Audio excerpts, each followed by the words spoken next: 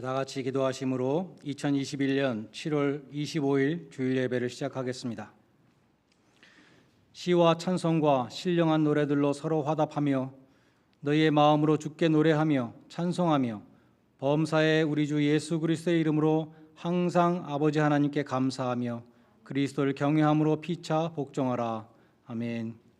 성도들이 드리는 예배를 기쁘게 받으시는 하나님 아버지, 찬송과 영광을 올려드립니다. 지난 한 주간도 임마누엘의 은혜로 저희와 동행하여 주시고 오늘 거룩한 주일에 저희를 예배자로 불러주시니 감사드립니다.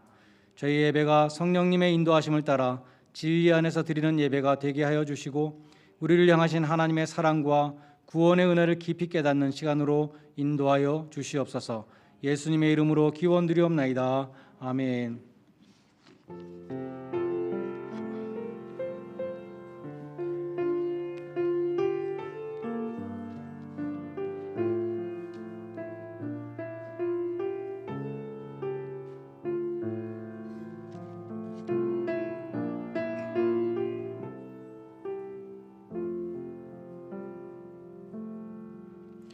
다 함께 일어나셔서 구장 찬송을 함께 부르시겠습니다.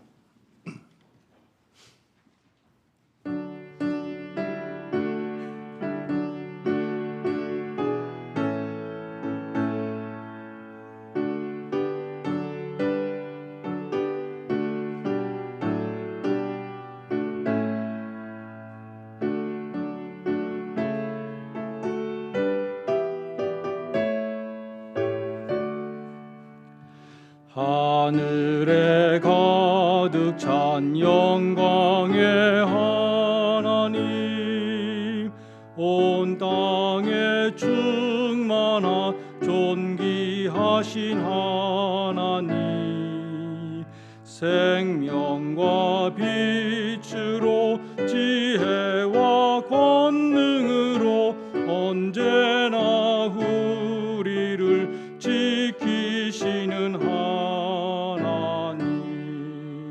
성부와 성자와 성령 삼위의 하나님, 우리 예배를 받아 주시옵소서.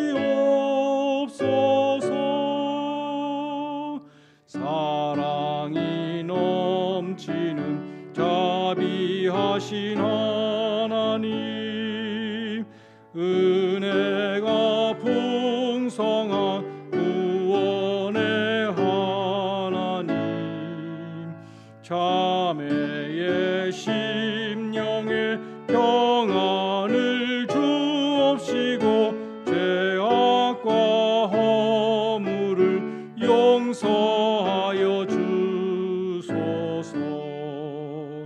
권능과 영광과 생명 구원의 하나님, 우리 예배를 받아 주시옵소서. 연약한 심령을 굳게 세워주시고 우둔한 마음을 지혜롭게 하시고 주의 뜻 받들어 참되게 살아가며 주 말씀 따라서 용감하게 하소서. 권능과 지혜와 사랑 은혜의 하나님, 우리 예배를 받아 주시옵소서. 주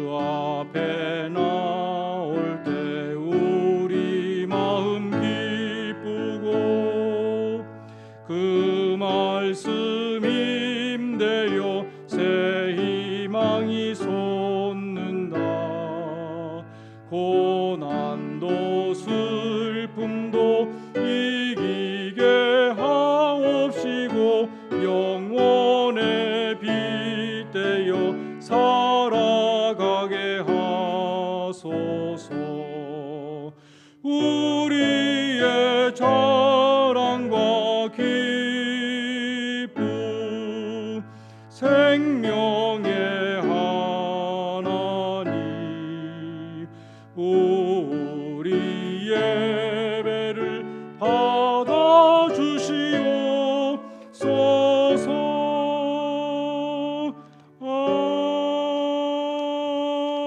아멘. 교독문 제37편 시편 91편 말씀을 교독하겠습니다.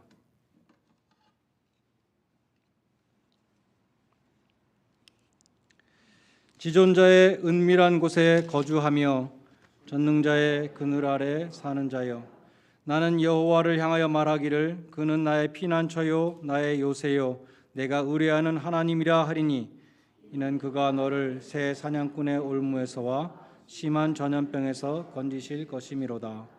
그가 너를 그의 깃으로 덮으시리니 내가 그의 날개 아래 피하리로다. 그의 진실함은 방패와 손방패가 되시나니, 천명이 내 왼쪽에서 만명이 내 오른쪽에서 엎드러지나 이 재앙이 내게 가까이 하지 못하리로다. 그가 너를 위하여 그의 천사들을 명령하사 내 모든 길에서 너를 지키게 하심이라. 하나님이 이르시되 그가 나를 사랑한즉 내가 그를 건지리라. 그가 내 이름을 안즉 내가 그를 높이리라. 아멘. 사도신경으로 신앙 고백 드리겠습니다. 전능하사 천지를 만드신 하나님 아버지를 내가 믿사오며 그 외아들 우리 주 예수 그리스도를 믿사오니, 이는 성령으로 잉태하사 동정녀 마리아에게 나시고 본디오 빌라도에게 고난을 받으사 십자가에 못 박혀 죽으시고 장사한 지 사흘 만에 죽은 자 가운데서 살으시고 하늘에 오르사 전능하신 하나님 우편에 앉아 계시다가 저리로서 산자와 죽은 자를 심판하러 오시리라. 성령을 믿사오며 거룩한 공회와 성도가 서로 교통하는 것과 죄를 사하여 주시는 것과 몸이 다시 사는 것과 영원히 사는 것을 믿사옵나이다. 아멘. 자리에 앉으셔서 286장 찬송 함께 부르시겠습니다.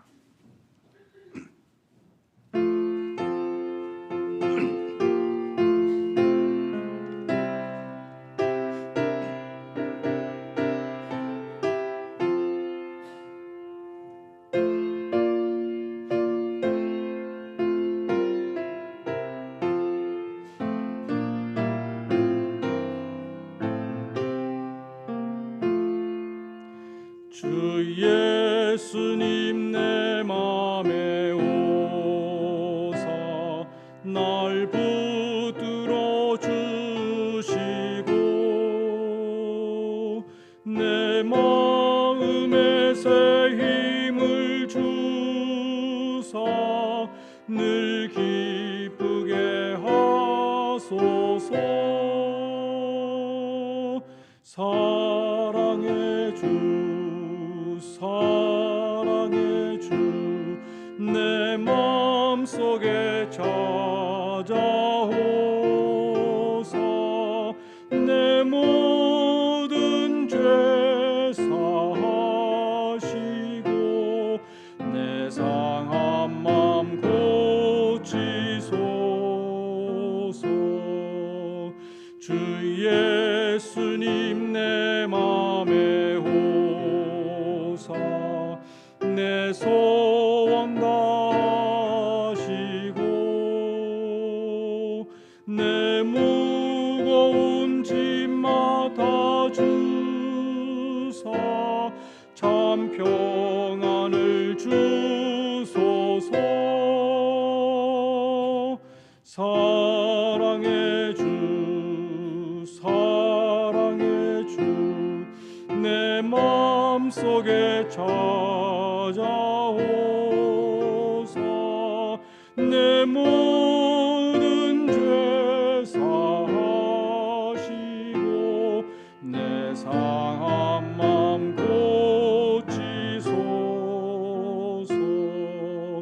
주 예수님 내 맘에 오사 날 정결케 하시고 그 은혜를 내 맘에 채워 늘 충만케 하소서. 사랑의 주,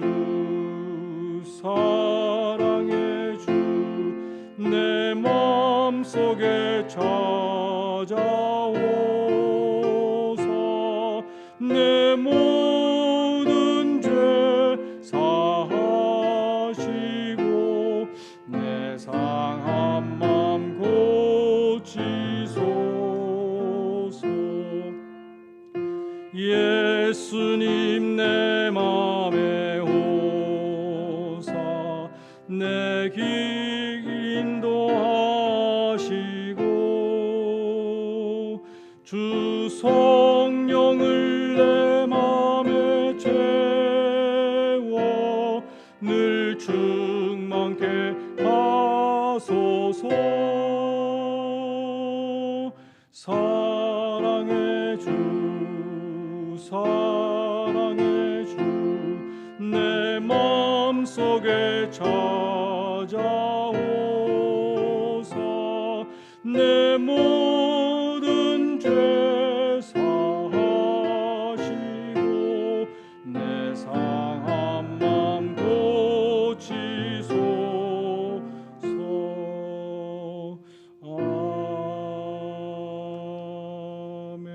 아멘. 나현정 집사님의 인도로 함께 기도하시겠습니다.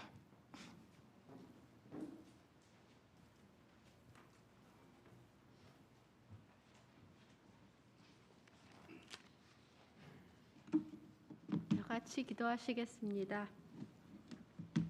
사랑의 주님 감사합니다. 오늘도 주일이 되어 저희들 주님 앞에 모였습니다. 저마다의 모습으로 주어진 삶의 위치에서 열심히 지난 한 주를 보냈습니다. 어지럽게 돌아가는 세상 속에서도 바쁘게 살아가는 매일의 삶 속에서도 순간순간 주님을 생각하며 저희와 함께 하심에 감사드립니다. 세상이 주는 편안을 얻기 위해 저희 모두는 열심히 일하지만 주님이 주시는 지혜가 있어야 완전한 평안을 누릴 수 있음을 다시금 깨닫습니다. 오늘도 목사님의 말씀 속에서 주님의 지혜를 듣고 삶에 적용하는 은혜를 얻어 또 한 주를 살아가는 믿음의 양식으로 쓰도록 노력하겠습니다. 지금 이 순간에도 더 강하고 전파력이 빠른 코로나19가 퍼져 우리의 삶을 위협하고 있지만 주님의 은혜가 아니면 이렇게 빨리 효과적으로 전염병을 막을 수 있는 백신을 만들어낼 수 없다는 사이언티스트 딸 아이의 설명 속에 전염병을 막을 수 있는 백신을 만들어 피해갈 수 있게 해주심에 감사드립니다. 오늘도 예배를 위해 열심히 준비한 손길들을 축복해 주시고 예배를 드리는 모든 성도들 위해 주님의 사랑과 보살핌, 은혜를 베풀어 주시옵소서. 우리를 사랑하사 언제나 함께 하시는 우리 주 예수 그리스도의 이름 받들어 기도드렸습니다. 아멘.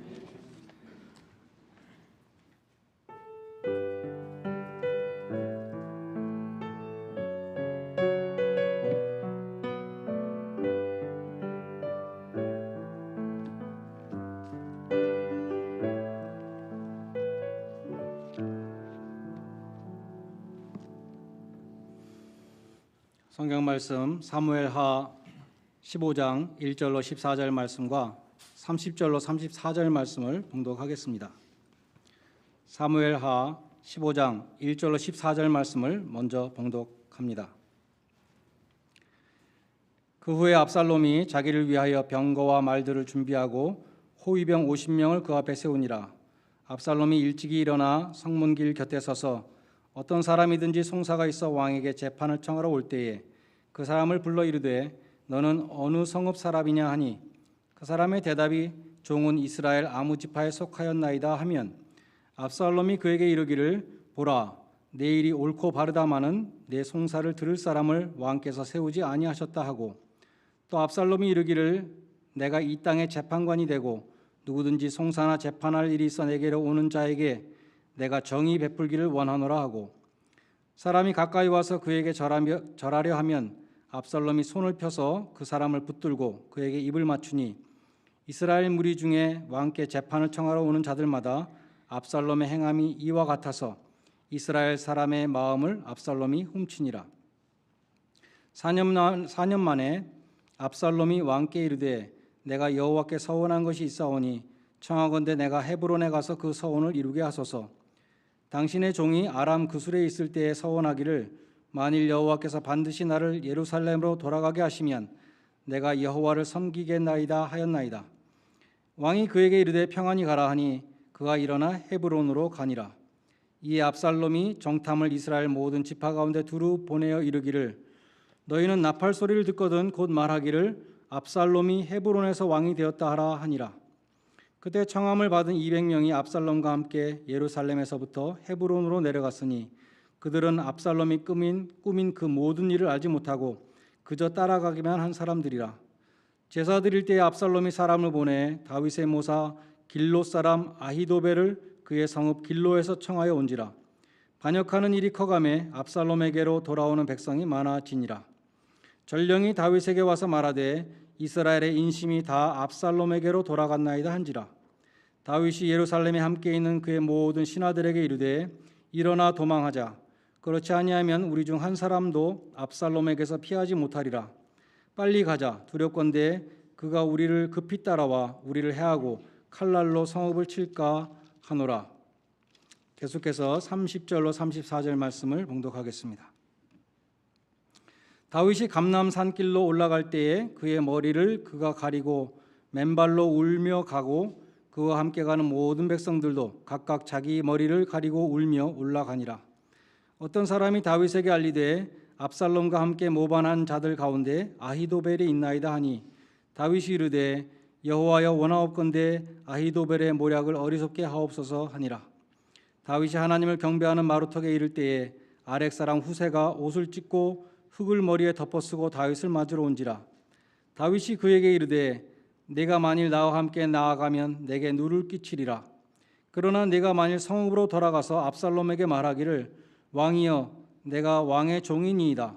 전에는 내가 왕의 아버지의 종이었더니 이제는 내가 왕의 종이니이다 하면 내가 나를 위하여 아히도벨의 모략을 패하게 하리라. 아멘.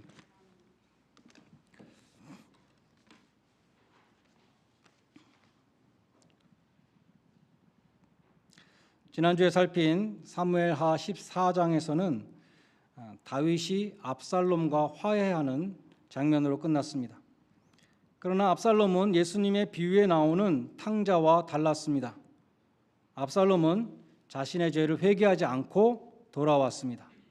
그래서 15장 오늘 읽은 이 말씀에 보면 압살롬은 자기를 용서하고 받아준 아버지 다윗을 계획적으로 반역하는 사건을 일으키게 됩니다. 1절로 6절은 압살롬이 어떻게 계획적으로 이스라엘 백성들의 마음을 훔쳤는지를 보여줍니다. 먼저 압살롬은 스스로를 위대하게 보이도록 만들었습니다. 그는 병거와 말들을 준비시키고 자신이 행차할 때에 호위병 50명이 그 앞을 달리도록 했습니다. 우리 성경에는 세웠다 그랬는데 영어 성경에 보면 전부 다 run이라고 달리게 했다고 그렇게 번역했어요. 아마도 압살롬은 병거에 타고 있었을 것입니다. 그처럼 멋진 장관을 연출하면서 왕의 위엄을 보여주었습니다. 한마디로 그는 폼을 잡았습니다. 또 압살롬은 아주 자상한 척했습니다. 그는 부지런하게도 아침 일찍부터 성문 곁에서 사람들을 기다렸습니다. 누구든지 다윗 왕에게 호소해서 재판을 받으려고 오는 사람이 있으면 그 사람을 불러서 친절하게 어느 성읍에서 왔느냐 이렇게 관심을 보여주었습니다. 콜린 스미스 목사님이 압살롬의 그 인사말을 현대어로 이렇게 바꾸어서 말한 것을 봤습니다. Hey, welcome to Jerusalem. My name is Absalom. Nice to meet you. Where are you from? You must have had a long journey. Now, what is the issue that has brought you here? 이어서 압살롬은 그 사람의 말이 다 맞다고 맞장구를 쳐줬습니다. 내가 무조건 옳다고 해주는 것입니다. 그러므로서 다윗에게 재판을 받으러 온 사람들의 환심을 샀습니다. 그리고 압살롬은 은근슬쩍 이런 말을 합니다. 그런데 내 송사를 들을 사람을 왕께서 세우지 않으셨다.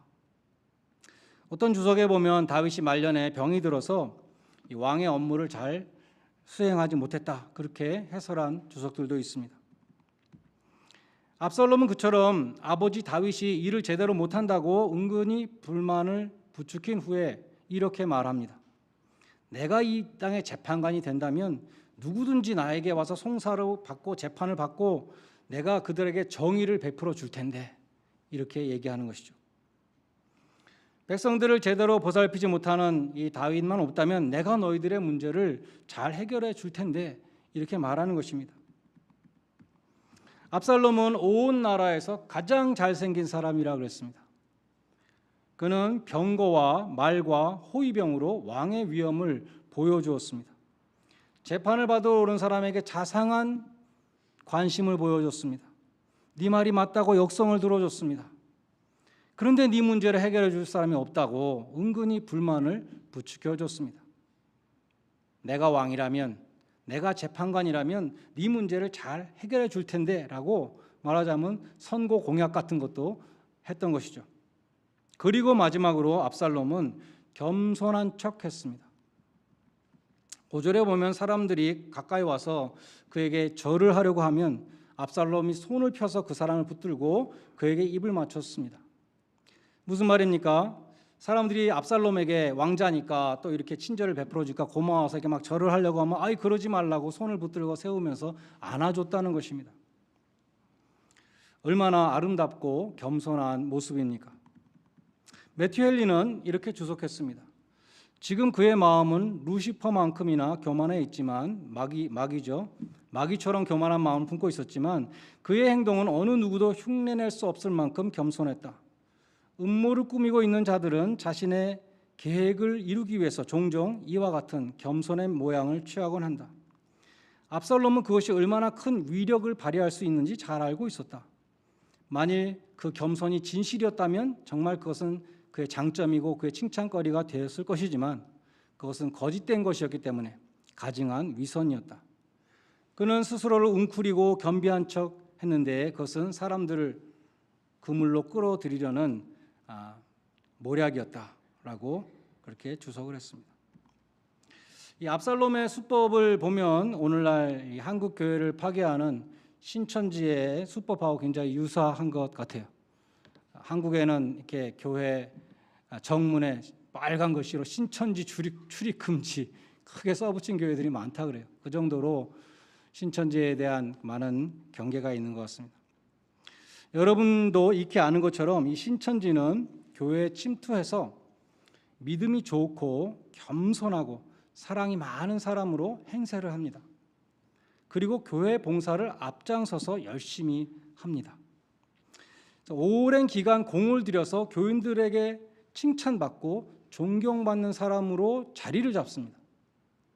그처럼 몇 년 동안 밑작업을 한 다음에 아주 조심스럽게 살짝 발톱을 드러내는데 이 교회에 문제가 있다, 목사가 문제가 있다, 이렇게 시작하는 것입니다. 그래서 교회에 분란을 일으키고 교회를 갈라지게 하고 분열시키고 교회를 파괴하는 것입니다. 그러나 꼭 신천지만 그런 것은 아니죠. 신천지가 아닌데도 교회를 나오는 목적이 교회를 파괴하기 위한 사람이 있을 수 있습니다. 어떤 사람은 대놓고 내가 이 교회에 나오는 목적은 이 교회 재정을 붕괴시켜서 목사를 나가게 하는 것이라고 그렇게 대놓고 말하는 사람도 있습니다. 혹은 집단적으로 헌금을 보이콧하는 사람들도 있습니다. 지금 우리 교회에 있다는 게 아니고요. 일반적으로 얘기하는 것입니다. 어떤 사람들은, 그런 사람들은 몇 년 동안 압살롬처럼 아주 오랜 기간 밑작업을 합니다. 자상하고 겸손하고 경건한 사람으로 교인들의 마음을 훔친 후에 교회에 문제가 있다, 목사에게 문제가 있다, 이렇게 조심스럽게 발톱을 드러냅니다. 안타깝게도 많은 교인들이 미혹되는 것입니다. 디모데전서 3장 6절에 보면 새로 입교한 자는 중직자로 세우지 말라. 와서 몇 년 열심히 한다고 믿을 수 없다는 것입니다. 한국 장로교법에는 안수 집사는 기본적으로 본교회 해당 교회에 출석한 지 5년 이상 된 자, 장로는 기본적으로 10년 이상 된 자라고 규정되어 있습니다. 본교에 출석한 지 몇 년 되지 않은 사람을 중직자로 세우는 것은 위험한 일입니다. 사람은 오래 같이 지내봐야 알 수 있기 때문입니다. 콜린 스미스 목사님 압살롬의 수법을 현대어로 이렇게 쉽게 설명했습니다. 압살롬은 모든 사람을 다 안아줬다. 하나님의 백성들의 마음을 얻으려고 온갖 애교를 다 부린 것이다. 그러한 작업은 4년 동안 계속되었다. 지방에서 예루살렘을 방문했던 사람들은 고향으로 돌아가서 친구들과 얘기를 하게 되는데 친구들이 묻는다. 요즘 예루살렘 어떻게 돌아가고 있어? 그러면 예루살렘을 다녀온 사람은 이렇게 대답했을 것이다. 사정이 좋지 않아. 왕은 다 죽어가는 것 같고 사법 체계는 무너진 것 같아. 근데 왕의 아들 압살롬을 만났는데 말이지 정말 좋은 사람이야. 이해심이 깊고 누구나 도와주려고 하는 분이야. 성문에서 제일 먼저 사람들을 영접해주는 분이야. 그분이 왕이 되면 참 좋을 텐데. 그처럼 하나님의 백성들은 아주 쉽게 미혹이 되었다는 것이죠. 압살롬은 그처럼 백성들의 마음을 훔치는 작업을 4년간 한 후에 아버지 다윗을 속이고 예루살렘을 떠나 헤브론으로 가서 반란의 거점을 마련합니다. 곧 자신이 형 암논을 죽이고 구술이라는 먼 곳에 가서 도망가 있을 때 하나님 앞에 내가 서원했습니다. 나를 예루살렘으로 다시 돌려보내 주시면 내가 헤브론에 가서 하나님 앞에 제사를 드리겠습니다. 이런 서원을 했는데 이제 내가 예루살렘에 돌아오게 되었으니까 아버지 나 헤브론에 가서 서원을 갚게 해주세요. 이렇게 거짓 구실을 댄 것입니다. 다윗은 흔쾌히 허락했습니다. 이때 압살롬은 특별히 다윗의 모사, 다윗의 카운셀러였던 아히도벨을 포섭했습니다. 사무엘하 16장 23절에 보면 그때 아히도벨이 베푸는 계략은 사람이 하나님께 물어받은 말씀과 같은 것이라 그런 구절이 있습니다. 삼국지에 보면 유비를 도왔던 이 제갈량이라고 하는 천하에 뛰어난 모사가 있었죠. 모사라고 하면 굉장히 모사꾼이라고 나쁘게 들리는데 그게 아니라 좋은 뜻으로 카운셀러라는 뜻입니다. 압살롬이 아히도벨을 얻었다는 것은 다윗에게 치명적인 배신이었습니다. 예수님은 요한복음 13장 18절에서 가롯 유다에 대해서 말씀하시면서 다윗의 시편 가운데 42편, 시편 41편 9절을 인용하셨습니다. 나의 신뢰하는 바 내 떡을 먹던 나의 가까운 친구도 나를 대적하여 그 발꿈치를 들었나이다. 다윗은 여기서 아히도벨을 말한 거예요. 아히도벨이 다윗의 정말 충복이었는데 다윗의 아들 압살롬이 반역할 때에 압살롬의 반역에 가담하게 되었다는 것입니다. 아히도벨은 다윗의 상에서 먹던 자라. 다윗이 그랬습니다. 다윗의 상에서 같이 먹을 수 있는 사람이 몇 사람이나 되겠습니까? 왕자들하고 정말 뛰어난 부하 혹은 충신이 아니면 같이 상에서 먹을 수 없겠죠. 각별한 신하였다는 것을 보여줍니다. 그러한 아히도벨은 배신을 했지만 나중에 자살하게 됩니다. 압살롬이 자신의 그 어드바이스를 듣지 않고 후세라는 사람의 어드바이스를 들은 것을 보고 집으로 가서 자살을 해요. 가롯 유다도 주님의 상에서 먹던 12제자 중에 한 사람이었는데 가롯 유다도 나중에 양심의 가책으로 자살했습니다. 그래서 예수님은 그 배신자 가롯 유다를 가리켜 말씀하시면서 다윗이 아히도벨에 대해서 말했던 그 구절을 인용하셨습니다. 왜 아히도벨은 다윗을 배신하였을까? 이러한 추측을 가능한 것 같아요. 사무엘하 23장 34절에 보면 아히도벨의 아들의 이름이 엘리암인데 사무엘하 11장 3절에 보면 엘리암의 딸이 밧세바입니다. 그러니까 아히도벨은 밧세바의 할아버지가 되는 거예요. 다윗이 충신 우리아를 계획적으로 죽이고 취한 우리아의 아내가 밧세바였잖아요. 밧세바의 할아버지가 아히도벨이에요. 그래서 아마도 마음속 깊이 다윗을 불신하고 있었는지도 모르겠습니다. 그래서 압살롬이 반란을 일으키고 도와달라고 했을 때 응하였던 것 같습니다. 12절에 보면 아히도벨이 압살롬에게 가면서 반역하는 일이 커가매 압살롬에게로 돌아오는 백성이 많아졌다고 기록되어 있습니다. 13절에 보면 급기야 전령이 와서 급히 다윗왕에게 전달하는데 왕이여 이스라엘의 인심이 다 압살롬에게 넘어갔습니다 라고 보고를 합니다. 다윗은 아들 압살롬의 칼날을 피하여 급히 도망을 가게 되었습니다. 당시 다윗의 심경이 얼마나 참담하였는지, 다윗의 모습이 얼마나 처량했는지 30절에 보면 다윗이 감람산 길로 올라갈 때 그가 머리를 가리고 맨발로 울며 올라가고 그와 함께 가는 모든 백성들도 자기의 머리를 가리고 울며 올라갔다고 기록되어 있습니다. 그 참담한 상황 속에서 다윗이 들은 소식은 아히도벨이 압살롬에게 갔습니다 라는 소식이었던 것이죠. 다윗은 이제 믿을 사람이 아무도 없었습니다. 그래서 하나님 앞에 기도합니다. 여호와여 원하옵건대 아히도벨의 모략을 어리석게 하옵소서. 다윗은 길게 기도할 여유조차 없었습니다. 아히도벨이 아무리 지혜로운 자라 하더라도 하나님께서 그의 카운셀을, 어리석은 어드바이스를 압살롬에게 주게 해주세요 이렇게 기도했던 것입니다. 하나님은 즉시로 기도의 응답을 주셨는데 다윗 앞에 후세라는 사람이 나타나서 옷을 찢고 머리에 흙을 뒤집어 쓰고 애통하며 다윗을 맞습니다. 그 애통하며 다윗을 맞았던 사람의 이름이 후세인데 그도 역시 카운셀러였습니다. 다윗은 그에게 부탁합니다. 네가 나를 배신한 척하고 압살롬에게 가서 압살롬의 편이 된 것처럼 해라. 그리고 나를 위해서 아히도벨의 모략을 패하게 하라. 이렇게 부탁을 합니다. 후에 압살롬은 아히도벨의 아주 지혜로운 필승의 전략을 받지 않고 후세가 압살롬을 패하게 하려고 내놓은 그 엉터리 어드바이스를 채택을 합니다. 그래서 이 다윗의 기도, 아히도벨의 모략을 어리석게 해달라는 다윗의 기도는 아히도벨의 지혜로운 모략이 채택되지 못함으로써 응답이 되었던 것입니다. 다윗이 지은 시편들은 대부분 고난 중에 지은 것들인데 이 압살롬에게 쫓겨서 피난 가면서 지은 시편이 있는데 그것이 시편 3편입니다. 시편 3편에 보면 제목이 이렇게 붙어 있어요. 다윗이 그의 아들 압살롬을 피할 때 지은 시.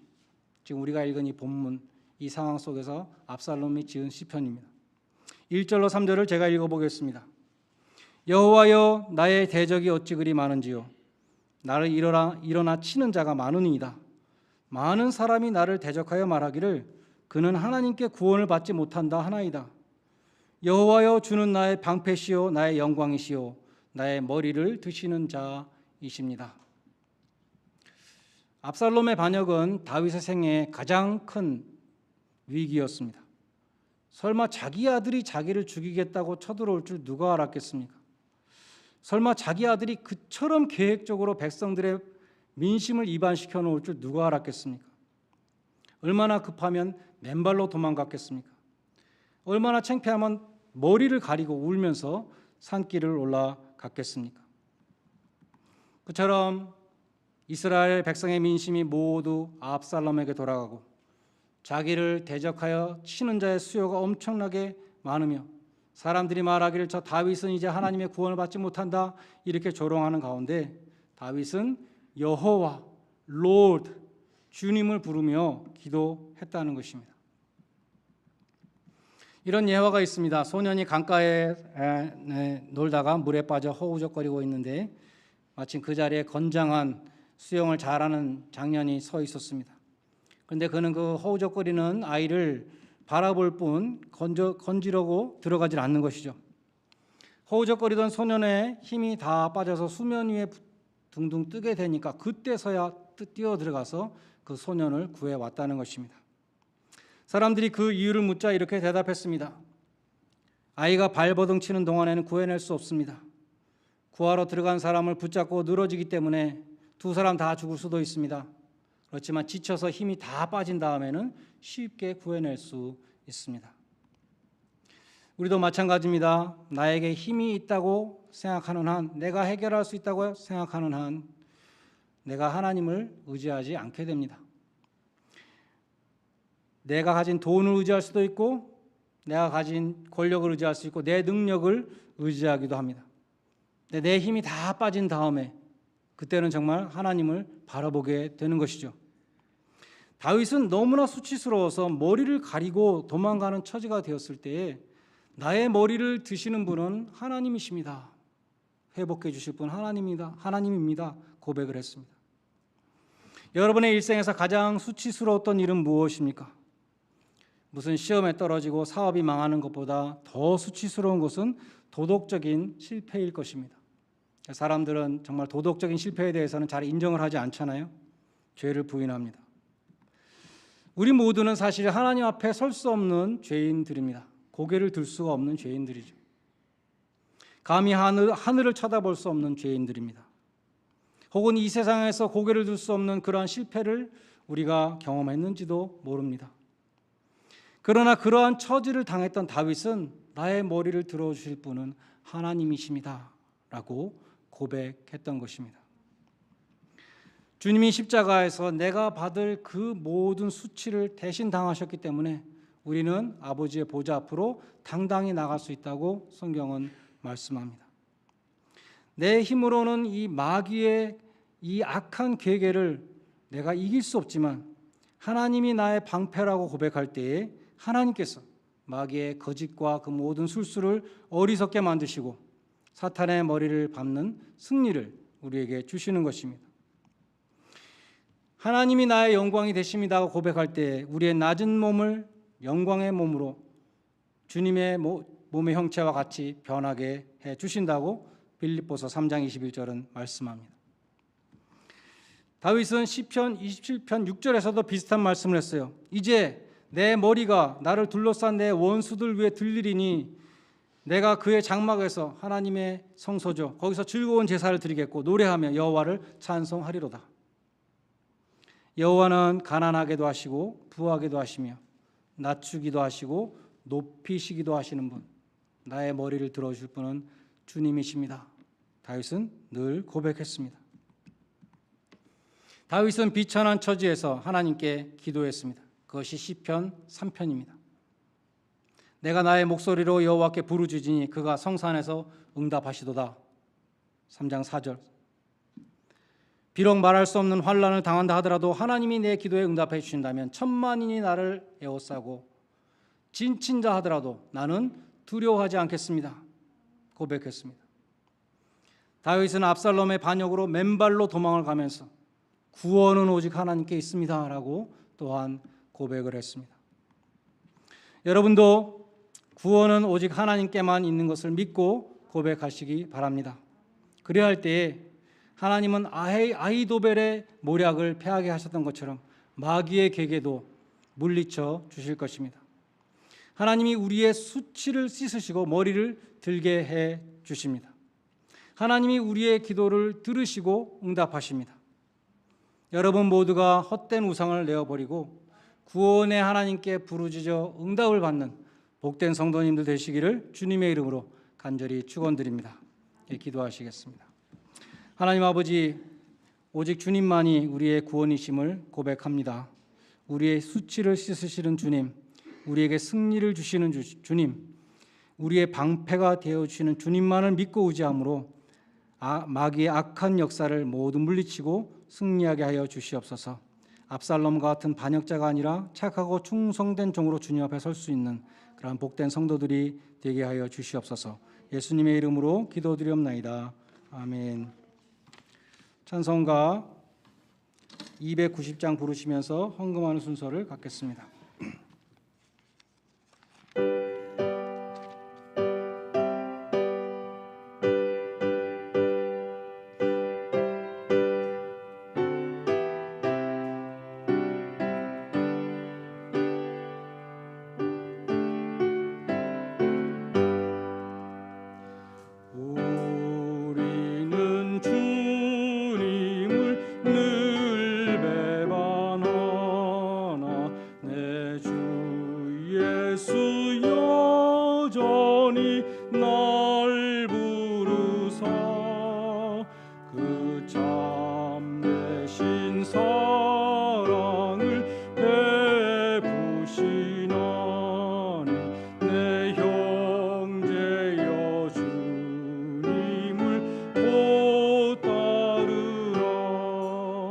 주 널 위해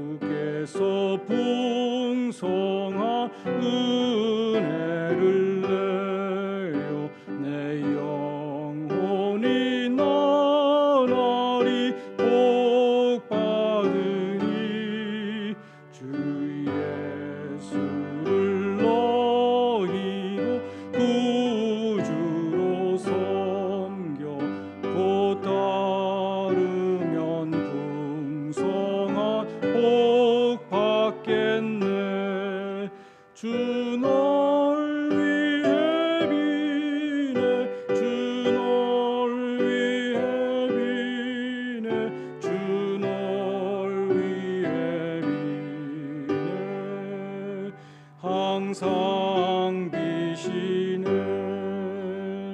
무거운 짐 지고 애타는 인생 주 예수께 돌아와 보시어라 내 주 예수 너희를 돌보실 때에 참 복락과 미가 넘치겠네 주 널 위해 비네 주 널 위해 비네 주 널 위해 비네 항상 비시네 교회 소식을 전해드리겠습니다. 우리 8월 말까지 11시 장년 예배 또 12시 반 청년 예배 분리해서 드리고 9월 첫 주일부터 통합해서 드리도록 하겠습니다. 우리 통합해서 예배를 드리게 되면 우리 청년들이 꼭 필요해요. 청년들이 찬양팀도 하고 성가대도 하고 주일학교 교사들도 하고 우리 미디어팀, 통역팀 다 청년들이 하기 때문에 우리가 예배를 정상화하게 되면 청년들이 꼭 필요합니다. 백신 접종 마치신 분들은 교회 건물 안에서 마스크를 쓰셔도 되고 안 쓰셔도 됩니다. 다음 주일부터는 이제 의자를 전부 내려서 정위치하려고 합니다. 그래서 더 이제 좌석이 충분하기 때문에 더 이상 예약을 받지 않도록 하겠습니다. 어려운 상황 속에서 교회를 사랑하는 마음으로 벤모와 우편 혹은 직접 오셔서 헌금 드리는 모든 분들께 감사드립니다. 벤모는 주일 예배 끝나고 곧바로 마감됩니다. 친교 다과 7월, 8월 2달 동안 준비해 주시는 모든 분들께 감사드립니다. 생명의 삶 8월호가 배치되어 있습니다. 필요하신 분들은 5불씩 내시고 가져가시기 바랍니다. 우리 최오병, 최수진 교우님 가정 우리 교회 오신 지는 오래됐지만 지난 주일에 등록 신청서를 제출해 주셨습니다. 다시 한번 주님의 이름으로 환영드립니다. 잘 모르시는 분들이 있으니까 한번 일어나시면 다시 한번 일어나시면 수고스럽지만 감사하겠습니다. 감사합니다. 고맙습니다.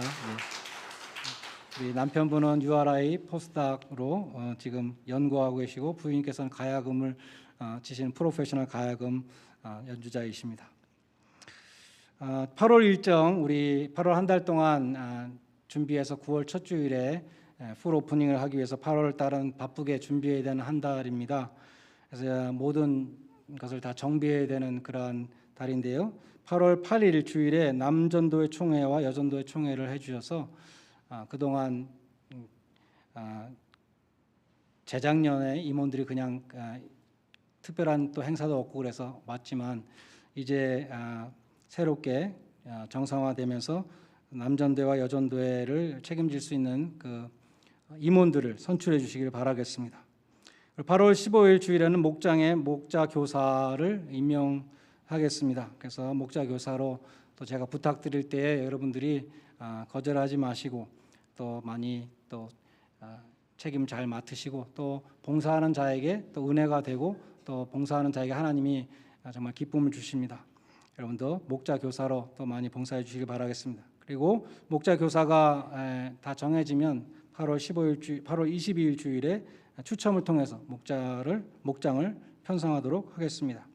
8월 29일 마지막 8월 주일인데 그날 재직과 각부부장을 임명을 하고 9월 5일 풀 오프닝 하기 전에 그 전날 토요일 날 9월 4일 토요일에 교회 대청소를 하겠습니다. 특별히 부엌에 1년 반 동안 안 써서 접시에 전부 다 이렇게 먼지가 쌓여 있다든지 그런 것들이 있어요. 그래서 다 한번 닦고 그래야 되는데 9월 4일 여러분이 또 많이 나오셔서 교회 대청소 협조해 주시기를 바라겠습니다. 그래서 9월 5일에는 우리가 팬데믹 이전에 했던 것처럼 성가대 주일학교 모든 것을 다 정상화해서 9월 5일 풀 오프닝 선데이로 예배드리는 것을 목표로 하고 있는데 여러분도 많이 기도해 주시고 또 협조해 주시기를 바라겠습니다. 다 일어나셔서 마지막 1장 찬송을 함께 부르겠습니다.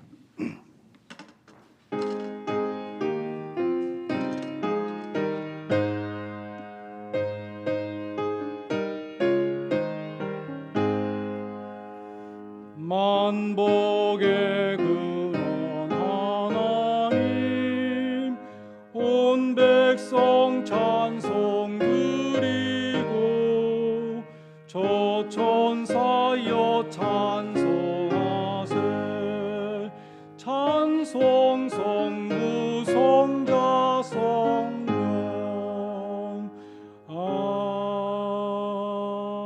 아멘.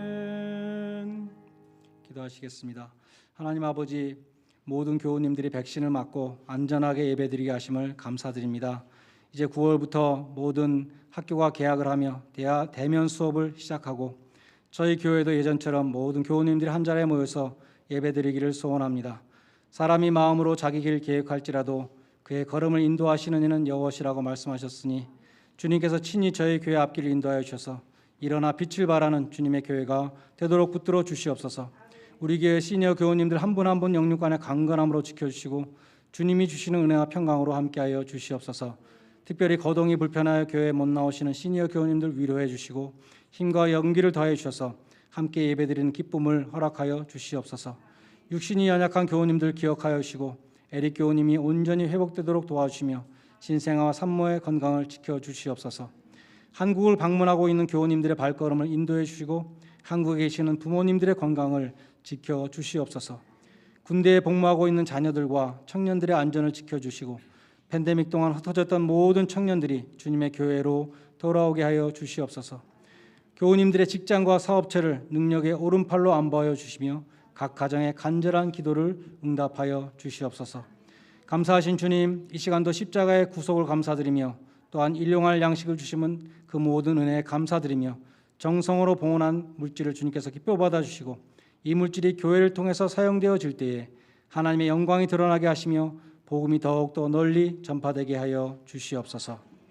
이제는 십자가에서 마귀의 머리를 상하게 하신 주 예수 그리스도의 은혜와 환난 중에 부르짖는 자녀들의 기도를 응답하시는 하나님 아버지의 무한하신 사랑하심과 우리의 카운셀러가 되시는 성령님의 교통하심이 오직 구원의 하나님만을 믿고 의지하며 순종하기를 소원하는 주의 모든 백성들 위해 이제로부터 영원까지 함께 있을지어다. 아멘.